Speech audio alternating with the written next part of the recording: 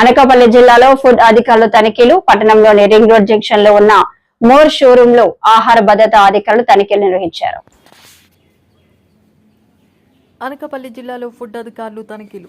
పట్టణంలోని ring road junction లో ఉన్న మోర్ షోరూమ్ లో ఆహార భద్రతా అధికారులు తనిఖీలు నిర్వహించారు. కాలం చెల్లిన 5 లీటర్ల ఆయిల్ డబ్బాలు, జ్యూస్ ప్యాకెట్లు తదితర వస్తువులు అమ్ముతుండడంపై వినియోగదారులు అభ్యంతరం వ్యక్తం చేశారు. అలాగే వినియోగదారుల నుంచి వచ్చిన ఫిర్యాదు మేరకు జిల్లా ఫుడ్ ఇన్స్పెక్టర్ సతీష్ తనిఖీలు నిర్వహించి కేసులు నమోదు చేశారు.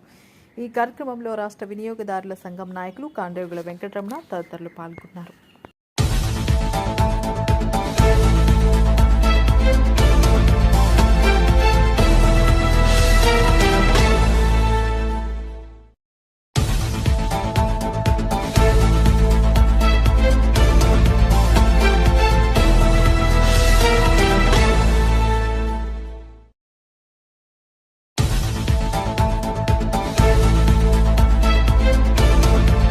నా పేరు Kandregula Venkataramana, consumer organisation federation state ప్రెసిడెంట్గా వ్యవహరిస్తున్నాను.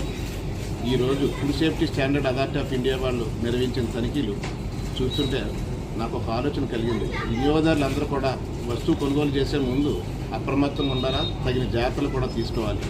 ఎందుకంటే ఫుడ్ ఐటమ్స్ వల్ల అనారోగ్యం ఎక్కువ జరుగుతుంది. ఎక్స్పైర్ అయిపోయిన వస్తువులు నేటికి కూడా డిపార్ట్మెంటల్ స్టోర్స్లోని కార్పొరేట్ కంపెనీలకు సంబంధించిన షాపింగ్ మాల్స్లో కూడా అమ్ముతుండడం విచారకరం.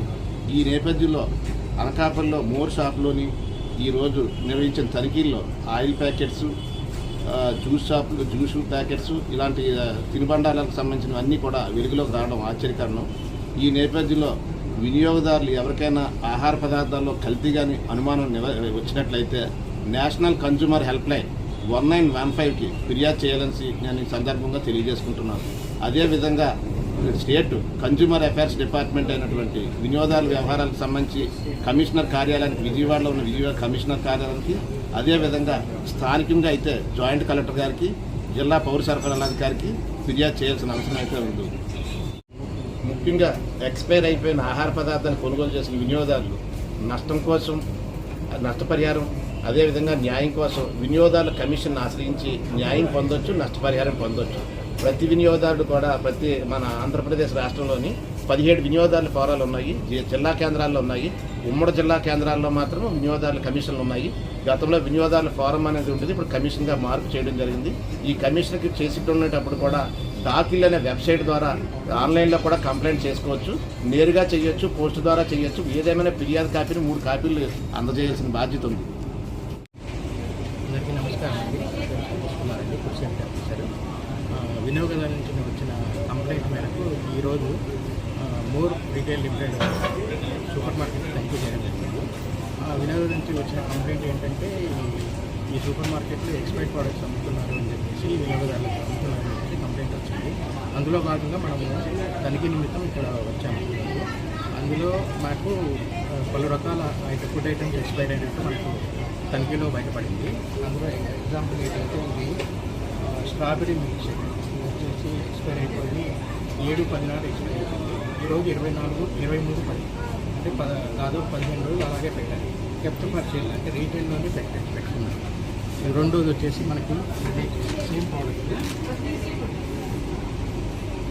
సోయా ఇది కూడా ఎక్స్పైర్ అయిపోయింది. అంటే దాదాపు 4 రోజుల నుంచి కూడా ఇది ఎక్స్పైర్ అయ్యి ఈ రీటైల్ కౌంటర్లో పెట్టాలి. నెక్స్ట్ వచ్చేసి ఆయిల్.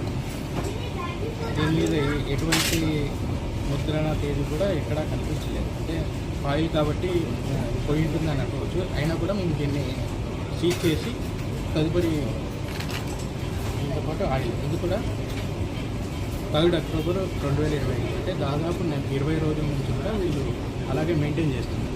అంటే కెప్ట్ ఫర్ సేల్ వినియోగదారులకి ఎక్స్పైర్ ప్రోడక్ట్స్ అమ్ముతున్నారు. మోర్ రిటైల్ 10/6/2024 ఇది 8/6/2025 అంటే దాదాపు 3 మంత్స్ పూర్తి అయిపోయింది. ఇది కూడా మనము సీజ్ చేసి తదుపరి వీళ్ళ మీద ఎఫ్ఎస్ఎస్ యాక్ట్ ప్రకారంగా తదుపరి చర్యలు తీసుకోవాలి తెలియదు. ఇందులో భాగంగా మీకు అంటే వినియోగదారులకి చెప్పడం ఏంటంటే ప్రతి ఒక్క వినియోగదారుడు కూడా ఫుడ్ ఐటమ్ కొనే ముందు ఎక్స్పైరీ డేట్ చూసుకొని కొనాలి. ఏదైనా బెస్ట్ బిఫోర్ కానీ ఎక్స్పైరీ డేట్ కానీ యూజ్ బై కానీ ఇట్లా పలు రకాల డేట్లు ఉంటాయి. ఇవన్నీ కూడా మీరు చూసి అబ్జర్వ్ చేసి కొనాలి. ఏదైనా కంప్లైంట్ ఉన్నా నా నంబర్ 9010301616 ఈ నెంబర్ కంప్లైంట్ చేస్తే మేము వెంటనే వచ్చి యాక్షన్ తీసుకుంటాం. దీని మీద ఎటువంటి చర్యలు తీసుకుంటున్నారండి? దీని మీద మేము పై అధికారులకి ఈ ఐటమ్స్ మొత్తం సీజ్ చేసి పై అధికారులకు నివేదిక అందించి తదుపరి జాయింట్ కలెక్టర్ వారి కోర్టులో కేసు ఫైల్ చేయడం జరుగుతుంది. ఆ కోర్టులో వీళ్ళు కూడా వస్తారు. దాన్ని బట్టి వాళ్ళు తదుపరి కార్యాచరణ మేమైతే కేసు జాయింట్ కలెక్టర్ వారి కోర్టులో ఫైల్ చేయడం జరుగుతుంది.